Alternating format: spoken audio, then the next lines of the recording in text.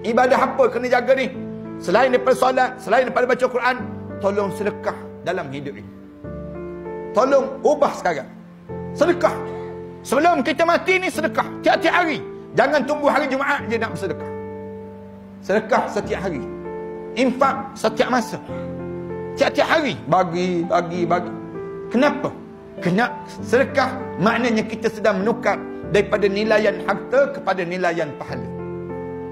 Jangan risau terhadap kemiskinan. Rasulullah sebut, Allah tak akan miskinkan orang yang hidup sentiasa berinfak di jalan agama.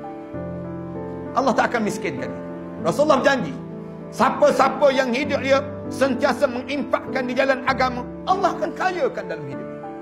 Dan kita kena ingat, setiap kali mana kita bersedekah, kita bukan bersedekah kepada yang kita bagi itu, tak. Tapi kita sedang bersedekah untuk diri kita sendiri. Kena faham konsep itu. Malam ni kan, kita duduk macam ni. Elok kita duduk, lalu tabung derma. Lalu tabung derma tu kebetulan dalam poket kita ada 2 keping. Sekeping RM50, sekeping lagi RM1. Agak-agak mana yang masuk? Agak-agak. Biasanya yang RM1 kan? Kita masuk yang RM1. Yang RM50, RM50 kedai tom yam banyak lagi. Tersebut demikian. Sebenarnya, yang patut kita masuk 2-2 keping tu terus. 2-2 keping tu terus. Yang kita masuk tu, yang kita berjumpa balik di akhirat nanti. Kita akan menyesal. Kenapa aku bagi RM1? Kenapa aku tak bagi RM50? Kenapa aku tak masukkan 2-2? Sebab yang kita sedekah, bukan kita sedekah pada tabung tu, tetapi yang kita sedekah untuk diri kita sendiri. Bangun di akhirat nanti, Allah gandakan. Allah banyakkan. Dan kita kena ingat, untung bukan untuk di akhirat je, Allah gandakan untuk dunia. Dunia pun Allah ganda. Fi kullu sumbulatin mi'atu habbah. Setiap cabang-cabang tu Allah sebut, masalul ladzina yunfikuna fi sabilillahi amwalihim kamathali habbatin ambatat sab'a sana. Allah sebut setiap satu cabang bercambah menjadi 70. 70 ada 100 lagi. Yang bersedekah jadi kaya. Tuan-tuan perhati ya. Saya nak sebut ada orang lain. Saya nak sebut diri saya sendiri, contoh yang mudah. Saya pengalaman waktu mana saya belajar di Al-Azhar Mesir. Duit tak ada tuan-tuan, harta tak ada, pinjam, buat pinjaman. Tapi teringat guru sebut, kamu sedekah Allah akan mudahkan dalam hidup kamu. Bagi masuk dalam tabung derma tu menangis, masuk. Masuk duit tu dalam tabung derma tu menangis. Bila masuk periksa, bila masuk dewan periksa, Allah tunjuk, nampak tulisan-tulisan, jawapan-jawapan. Sebiji Allah tunjuk. Jawab tu semua lulus. Alhamdulillah. Ini nak sebut, ini gambaran bagaimana besarnya nilai sedekah. Dan kita tak rasa susah dalam hidup.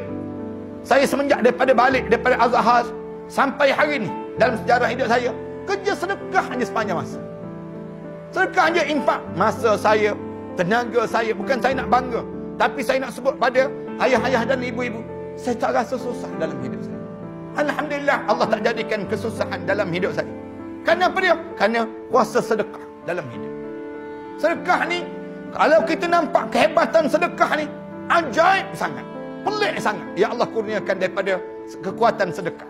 Dan sedekah menjadikan kita tak minta dengan malaikat dekat nak mati, kita tak sebut pada malaikat. Orang dekat nak mati, dia minta nak bersedekah lah. Dia akan sebut pada malaikat, laula akhartani ila ajalin qarib fa'asaddaqa wa akum minas salihin. Kalaulah Allah boleh tangguh sekejap kematian saya nak bersedekah di jalan Allah dan saya nak menjadi hamba Allah yang saleh. Malaikat jawab, walan yu'akhirallahu nafsan iza jaa ajaluha. Allah tak tangguh dah kehidupan kamu ni bila sampai masa. Jangan simpan. Orang kita ni ramai. Orang tanya pada dia, simpan untuk apa? Dia jawab, simpan untuk bekalan hari tua, Ustaz. Siapa yang ajar suruh simpan untuk hari tua? Islam tak suruh pun kita simpan untuk hari tua.